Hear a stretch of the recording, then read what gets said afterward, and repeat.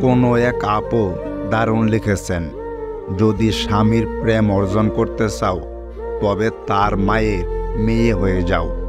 কারণ ছেলেরা তার মায়ের সাথে জড়িয়ে থাকা প্রতিটা জিনিস খুব যত্নে রাখে। বেশি চালাক মানুষের একটাই সমস্যা, তারা সব বুঝে, কিন্তু আপনি যে তার চালাকি বুঝেন সেটা তারা বুঝতে পারে না।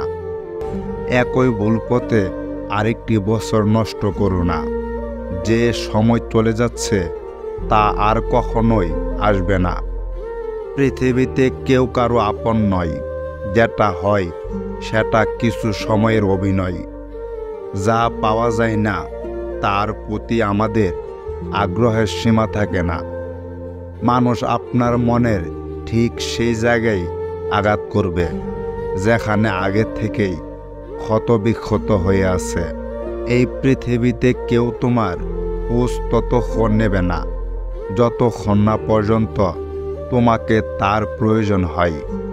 শেখার মধ্যেও পার্থক্য একটা আছে। বই থেকে শিক্ষা গ্রহণ করলে ঘুম চলে আসে, আর জীবন থেকে শিক্ষা গ্রহণ করলে ঘুম উড়ে যায়। অন্যের দোষ না খুঁজে সবাই যদি নিজের দোষটা আগে খুঁজত, তাহলে বোধ হয় অর্ধেক সমস্যার সমাধান হয়ে যেত।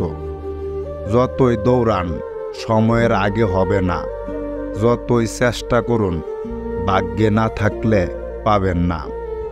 ভুল মানুষের জন্য অপেক্ষা করে সময়গুলো বরবাদ করো না।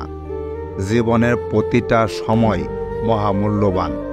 শরীরের শক্তি থাকতে যদি কাজে না লাগাও, একটা সময় দুঃখ তোমায় ঘিরে ধরবে।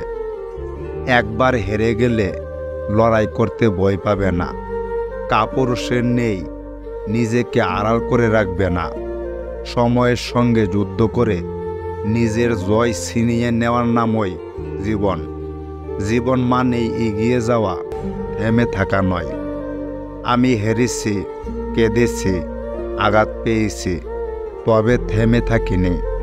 আমি দেখিয়ে দিয়েছি জীবনে যতই সমস্যা আসুক না কেন, কখনো নিজের লক্ষ্য থেকে সরে আসতে নেই।